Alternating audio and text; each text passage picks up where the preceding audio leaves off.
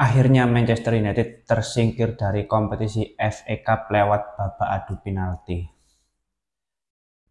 2 jam lebih menonton pertandingan untuk menunggu kekalahan Manchester United.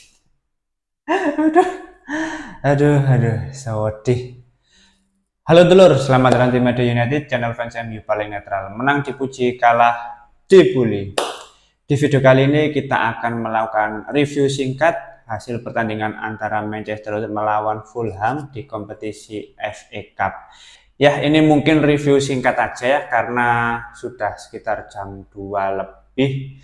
Sebentar lagi juga kita persiapan sahur, jadi tidak perlu panjang-panjang.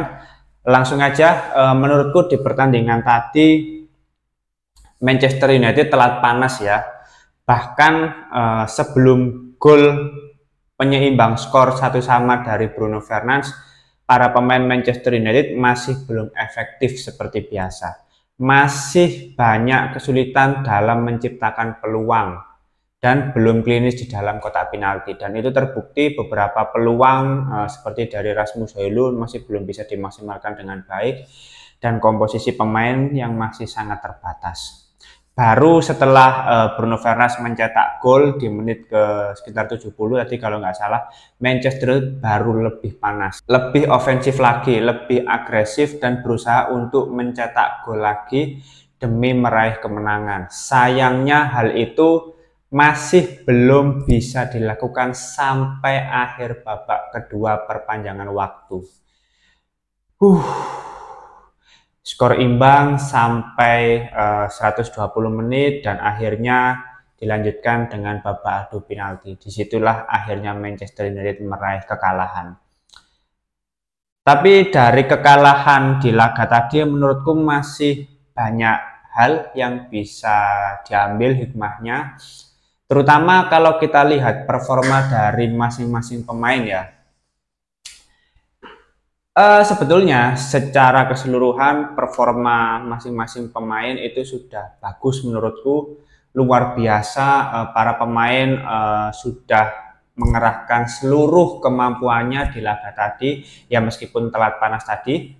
Tapi kalau kita lihat performa dari Andre Onana, yang pertama ya lumayan bagus, ada beberapa save krusial, dan kebobolan dari pemain Fulham di akhir babak pertama tadi menurutku karena jangkauan Andre Onana saja yang pendek, tapi selebihnya masih bagus secara performa.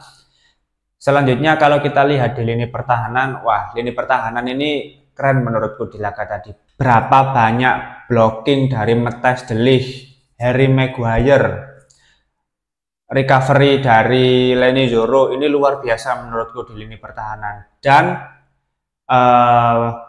peran dari Victor Lindelof sebagai pemain pengganti juga lumayan bagus menurutku, meskipun dia gagal di babak adu penalti, sangat disayangkan sekali. Terus Aiden Heaven ya masuk di extra time tadi juga bagus menurutku secara performa untuk pemain yang masih muda dan baru didatangkan ke Manchester United. Menurutku secara keseluruhan lini pertahanan luar biasa, sangat solid, sangat kokoh menurutku di pertandingan tadi. Terus kalau kita lihat untuk wingback kanan Nocer Mazraoui dan wingback kiri Diogo Dalot, ya keren. Secara performa sangat layak diapresiasi. Diogo Dalot juga tampil bagus, memberikan kontribusi assist di laga tadi dan dieksekusi dengan baik oleh Bruno Fernandes. Terus untuk duet di gelandang tengah ada Manuel Ugarte dan Bruno Fernandes. Manuel Ugarte sebetulnya sudah lumayan oke, tapi karena dia mendapatkan kartu kuning ya akhirnya dia digantikan oleh Casemiro. Sedangkan untuk Bruno Fernandes ya seperti biasa, Bruno Fernandes ini benar-benar jantungnya Manchester United. Sejelek-jeleknya Manchester United, Bruno Fernandes itu selalu menjadi pemain yang tampil paling bagus, selalu memberikan kontribusi yang lebih banyak dibandingkan pemain lainnya, dan terbukti dia tadi mencetak 1 gol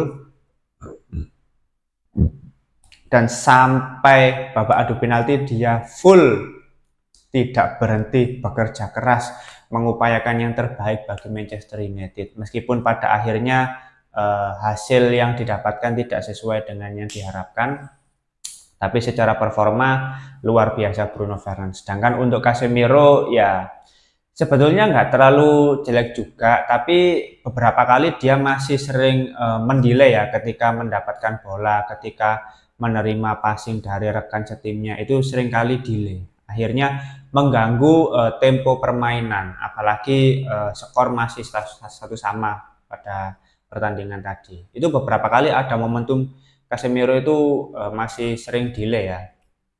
Ketika dalam membangun serangan, terus ketika berada di sepertiga akhir, beberapa kali masih ya cukup menghambat tempo permainan.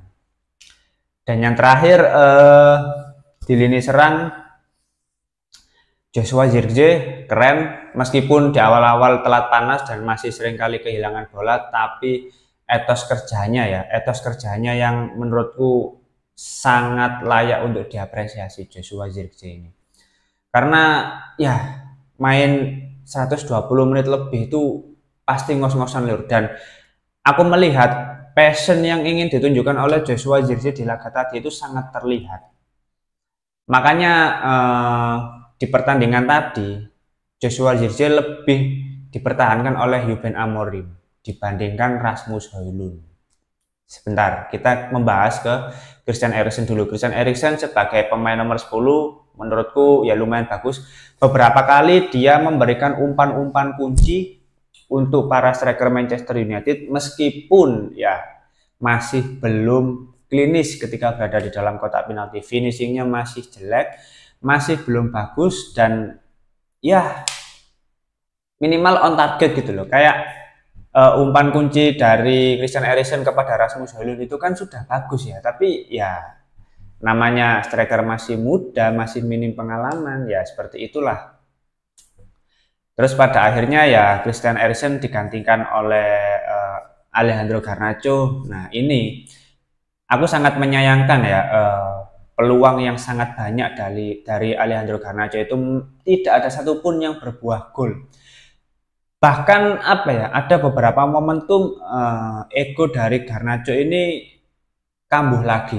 Nah, karena sepertinya dia benar-benar ingin menunjukkan ya kalau dia ini masih bisa memberikan sumbangsih berupa gol di momen-momen krusial seperti laga tadi. Tapi pada akhirnya ya banyak sekali peluang yang terbuang sia-sia lewat Alejandro Garnacho. Terus Rasmus Højlund juga akhirnya digantikan oleh Sido Obi. Nah, ini teman-teman ya. Yang paling aku soroti ini pergantian antara Rasmus Højlund dengan Sido Obi. Secara performa ya, Sido Obi ini lebih bisa memberikan impact, nah, lebih bisa memberikan kontribusi bagi tim. Bagaimana tidak untuk pemain yang masih sangat muda ya, Sido Obi ini. Dia secara positioning sudah lumayan bagus. Beberapa kali juga ada umpan kunci dari Bruno Fernandes, dari Joshua Zirkzee. Tapi sepertinya kalau aku lihat Sido Obi ini masih agak grogi gitu loh. Masih agak grogi, kepercayaan dirinya juga masih belum stabil ketika beberapa kali dia melakukan shot tapi belum berbuah gol. Dan itu sangat terlihat sekali, tetap disupport oleh rekan setimnya seperti Joshua Zirkzee, Victor Lindelof, Bruno Fernandes tetap disupport tadi. Itu merupakan salah satu sisi positif dari penampilan Sido Obi yang tidak terlihat di Rasmus Højlund. Luar biasa. Maksudku dari beberapa penampilan Sido Obi ini secara tidak langsung menunjukkan bahwa memang pemain ini berkualitas. Pemain ini memiliki potensi yang luar biasa. Tinggal bagaimana menit bermainnya diatur sedemikian rupa, terus lebih diasah lagi, lebih klinis lagi, dan lebih percaya diri lagi ketika berada di dalam kotak penalti.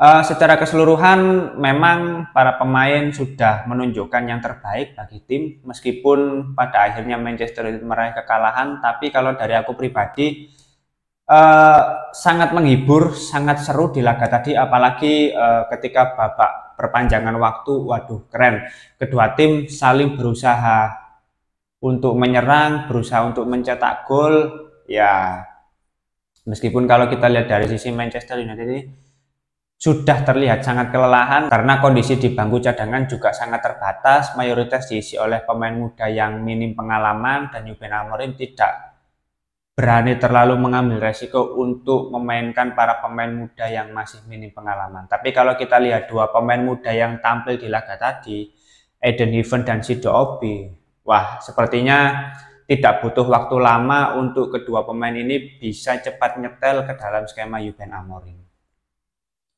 Oke, mungkin itu dulu review singkat di pertandingan antara Manchester United melawan Fulham di kompetisi FA Cup putaran kelima. Ya, akhirnya Manchester United tersingkir dan tinggal kompetisi Europa League yang akan diikuti oleh Manchester United sampai akhir musim dan kompetisi Premier League.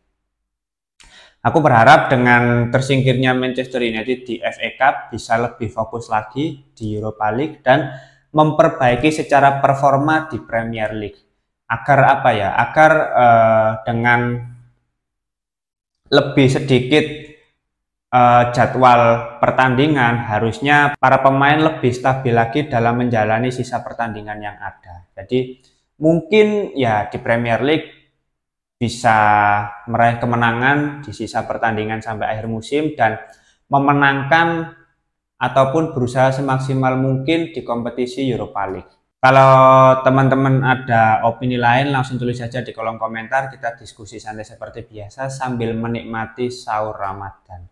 Terima kasih sudah menonton video ini. Jangan lupa like, komen, dan subscribe. Salam.